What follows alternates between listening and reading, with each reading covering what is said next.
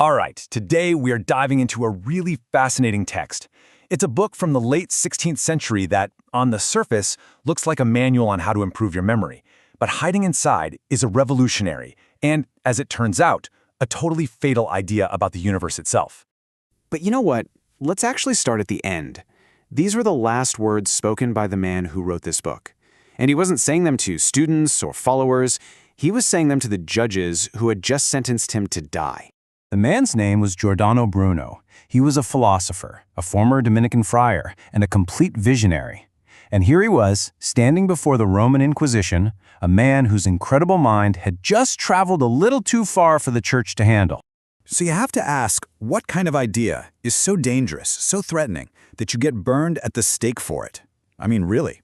The answer? It's not simple, but it is right here, inside the pages of his last major work, on the composition of images, signs, and ideas. Okay, so to really get a handle on his crime, we first have to understand the secret that he was trying to unlock, a power that he believed was lying dormant inside every human mind. So let's dive into what he called his mind's temple. Bruno's whole system starts with a concept that honestly would have been pretty familiar to any scholar back then, the ancient art of memory. You might have even heard of this technique. It's called the method of loci, or the memory palace. It's basically an ancient mental filing system. You just imagine a place you know really well, like your house, and then you place the things you need to remember in different rooms. To recall them, you just take a mental walk through your house. Simple, right? But here's where it gets interesting. Bruno took this basic tool and he absolutely supercharged it. He wasn't just building a storage closet in his mind, he was building a temple. And this wasn't some static filing cabinet for facts. No. It was a dynamic, living model of the entire universe, a pathway to actually understanding the divine mind itself. So how on earth did he do that? How do you turn a simple memory trick into a radical philosophy that gets you killed? Well, the secret ingredient, the real key, was the kind of images he was using. Bruno was adamant about this. The images in his mental temple couldn't just be boring or static. They had to be alive. They had to be emotionally charged, full of action. He literally wrote that an image must act, suffer, and move to really work, not just for memory, but for genuine understanding. So where did he find these images? Well, he pulled from things people already knew, like astrological figures and mythological gods. Take Saturn, for instance. Here he is in a common woodcut from the time. It's fine, a pretty standard, kind of boring picture of an old guy with a scythe. But in Bruno's mind, oh man, in his mental temple, Saturn wasn't just a symbol. He was a king who ruled over a court of incredibly powerful forces. His attendants were concepts like savagery, madness, starvation, and fury. And these weren't just words on a list for Bruno. He saw them as powerful, active energies that were really part of his mental model of the universe. You see where this is going, right? These incredibly powerful images were the building blocks for his huge, grand system. They were never just for remembering a speech. For Bruno, they were the very code of reality itself. Bruno believed the cosmos existed on three distinct levels. First, you have the archetypal world. That's the divine mind of God, where all the pure ideas of everything exist. Second, there's the physical world that we all live in. And third, the umbral world, the world of shadows and images inside our own heads. His whole memory system was designed to be a bridge between these worlds, connecting the human mind directly with the divine. Let's put it in modern terms. He was basically building a personal operating system for reality, a mental search engine. He truly believed that by arranging these powerful images in just the right way inside his mind, he could map, understand, and maybe even influence the entire universe. And this really shows you the sheer scale of his ambition. He used tools like these complex letter grids to create a system where literally any idea could be linked to any other idea. For Bruno, these weren't just letters. They were the fundamental building blocks of an interconnected reality. This was a whole new way of thinking. And so we get to the tragic conclusion. Why was this elegant, beautiful, intricate system of thought considered so heretical? Why was it just so profoundly dangerous to the powers that be? Well, in the eyes of the Inquisition, this wasn't philosophy. It was a straight-up recipe for heresy. For one, his system offered a path to God that completely bypassed the church. No priests needed. That's a big problem. By using images of pagan gods as keys, he was basically putting them on the same level as Christian saints. And the whole thing felt like magic, an attempt to harness the forces of a universe that he also suggested was itself divine. He was arrested in 1592, and the trial that followed lasted for 7 long years. He was given chance after chance to recant, to just say, "I was wrong," and save his own life. But for him, these weren't just interesting ideas, they were his deepest convictions, and he refused to give them up. Bruno's whole story just leaves us with this really provocative question. If your mind could truly hold the universe, what would you dare to think? He believed the human mind wasn't just a bucket for facts, but a mirror that could reflect the entire cosmos. So the thing to take away from this isn't just the tragedy, it's the incredible power of an idea, and the profound courage it takes to follow that idea all the way to the end. So, have you ever felt like your mind is just at war with itself? I think most of us have, right? That feeling of anxiety, that constant inner conflict. The source material for this explainer has a great name for it. It calls it an interior civil war, where your own psyche is fighting against itself. But what if there was a map for that battlefield? Well, here it is. In 1591, Giordano Bruno drew this very diagram, and he called it the archetypus. And look, I get it. At first glance, this thing looks like a total mess, maybe even a little crazy. But believe it or not, this map might just be the guide we need to navigate our own internal chaos. Okay, let's start with the problem itself, this prison of modern anxiety. You know, modern psychology talks about things like psychic fragmentation, but this ancient system, it gives the whole experience a name that's, well, a lot more raw. The idea here is that trauma doesn't just leave a little scar, it literally shatters the psyche into what this system calls shells. It's like, imagine parts of you splintering off. You've got the victim shell or maybe the bully shell, and each one is running on its own little compulsive program, just feeding on negative energy and keeping you completely stuck in a loop. So the actual term for these shells is Qliphoth.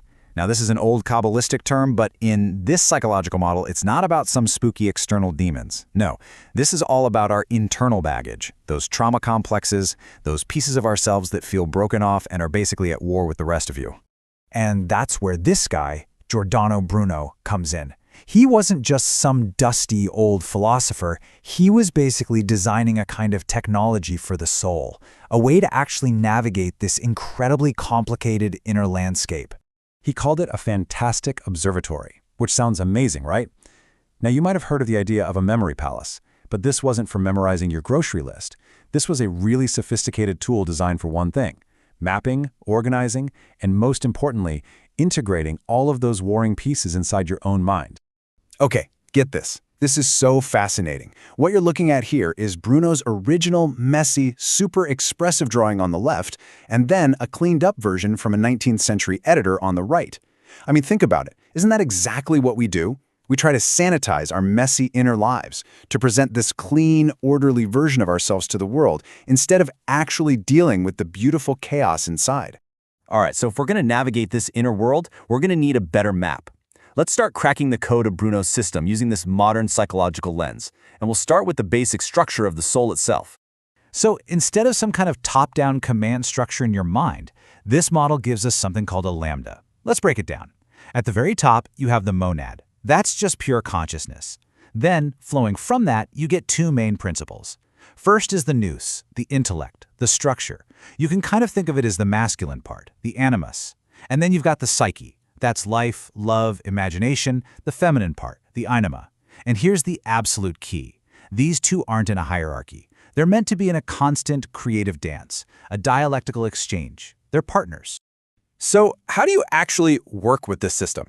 It's a practice called Logomancy, which means the art of the revealing word.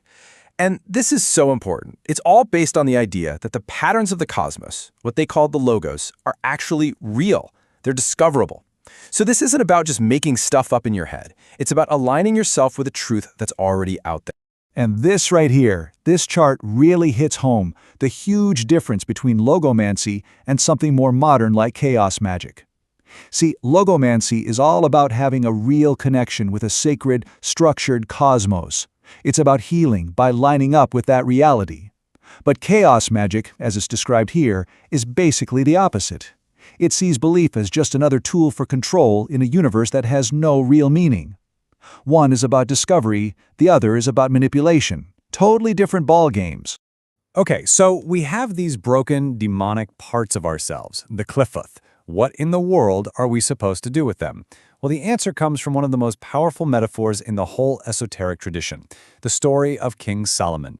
This quote from our source material just nails it. The old legend says that King Solomon didn't go around destroying demons. No way. He bound them and put them to work building his incredible temple. So, in this psychological model, the magus, that's you, the conscious person, does the exact same thing. You don't try to kill your trauma, you integrate its energy. So here's the game plan, step by step. First, you identify one of these demons, that nagging fear, that compulsive habit. Second, you bind it using the Seal of Solomon, which is just a fancy way of saying you use your whole integrated self, where your intellect and your imagination are working together. And here's the absolute kicker. Step 3, you do not destroy it. You redirect its energy. You give it a new job to help build your inner temple, your whole integrated self. Just look at this image from Bruno's work. It's Luna, the moon goddess. She's being pulled by a dragon. She's holding a weapon. This is a perfect picture of one of these powerful, untamed psychic energies. A demon isn't some evil red guy with a pitchfork. It's just this raw, powerful energy that hasn't been given a job yet. It needs to be understood and harnessed. I know, this all might sound super abstract and out there, but this last part is where it all clicks together and connects back to our actual everyday lives in a really profound way. You see, the great work isn't just some old occult phrase, it's a way of living in the world. Just think about the feeling of alienated work. That job where what you want to do, what you imagine, and what you actually do are totally disconnected. The source calls that the Qliphothic factory, and it just churns out anxiety and fragmentation. But the opposite, that's the great work. It's any time your will, your imagination, and your actions are all lined up perfectly. When that happens, any act, whether you're an artist, a coder, a gardener, it becomes a sacred, almost magical act that creates harmony and meaning. And that brings us to this final thought from the source material, which is kind of like an invocation. It just reframes this whole thing. The great work isn't some secret, hidden ritual. It's the most important task for any of us, to make our daily work, whatever it is, meaningful, integrated, and a true expression of our whole self. You see, in the end, maybe Bruno's biggest insight was that this journey of understanding, it never, ever stops. This map isn't the final destination. It's a tool for a journey that goes on forever. The framework is here. So the real question this whole ancient system leaves for us right here and now is, what will you build? You see, Bruno's system, which some people call mnemonic magic, wasn't about memorizing your shopping list. Not at all. His art of memory was a much, much bigger project.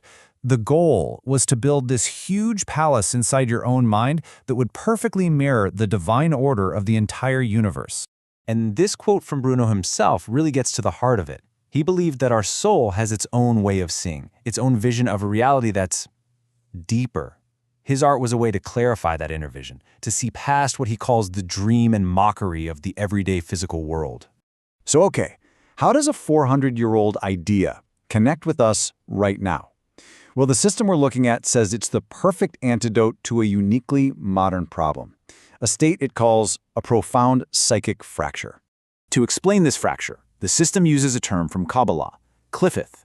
Now, you can think of these as shattered psychic shells or fragments. The core idea here is that trauma doesn't just leave a scar. It can literally break our psyche into these chaotic, disconnected pieces. And from this point of view, a lot of modern anxiety comes from just trying to live in an inner world that's full of these broken bits. Now this is where it gets really interesting. Look at the contrast here. On the left, you've got the Sephirotic state. That's the word for wholeness, for integration, and it's described as a creative dance. But the Qliphotic state on the right is its dark reflection, a violent pendulum swinging back and forth between euphoria and trauma, stuck in this repetitive, vampiric loop that just drains all your energy. So here's the crucial point.